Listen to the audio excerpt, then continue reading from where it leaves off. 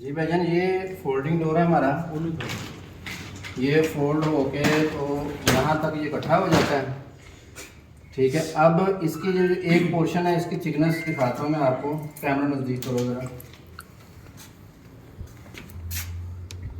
यहाँ से अगर आप नापेंगे तो ये पूरा एक फुट बन रहा है 1 इंच। ठीक है, 1 इंच का ये पैनल है। अब इसको हम ये फ्रंट से नापेंगे तो ये इसकी पट्टी है 1.25 इंच, यानी कि 1.25 इंच की ये शीट है। और बाहर से अगर हम नापते हैं इसको फोल्ड करके तो वो हो जाती है तकरीबन, ये देखें, 1 इंच की। ठीक हो गया जी। अब इसको हम जब सारा फोल्ड करते हैं एक साइड पे तो ये 5 फुट का जो डोर है वो तकरीबन आ रहा है 10 इंच का। इधर से शुरू करके ये देखें, पूरा डोर जो आ रहा है ये 10 इंच का है, नज़र आ रहा होगा। 10 इंच का ये है। 1 इंच की इसकी ये बॉर्डर पट्टी होती है और फ्रंट से ये होता है तकरीबन 1.25 इंच।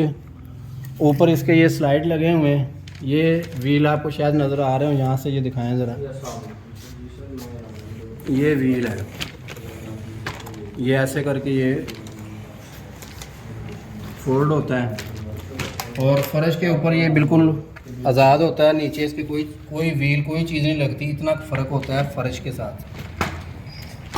और दूसरी जो सबसे अहम बात इसमें बताने वाली है वो ये है कि जब हम इस डोर को बंद करते हैं तो इसके अंदर ये चीज़ आप देख रहे हैं, ये चीज़ ये लाजमी आती है, कर्व। इसको हम कर्व बोलते हैं। ये कर्व जो है ये लाजमी आएगा, हर डोर में आता है कर्व। इसके अंदर भी है, ये देखें, ये कर्व, क्योंकि इसकी फ़िटिंग ऐसी होती है कि ये कर्व इसके अंदर लाजमी होता है। अगर कर्व नहीं होगा तो इसकी फ़िटिंग सही नहीं होगी, ये बंद नहीं होगा सही तरीके से।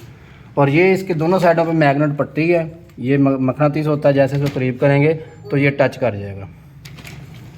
और ये इसकी कोटिंग जो है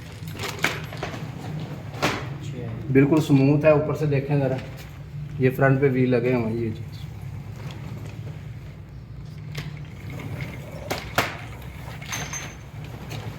चलो।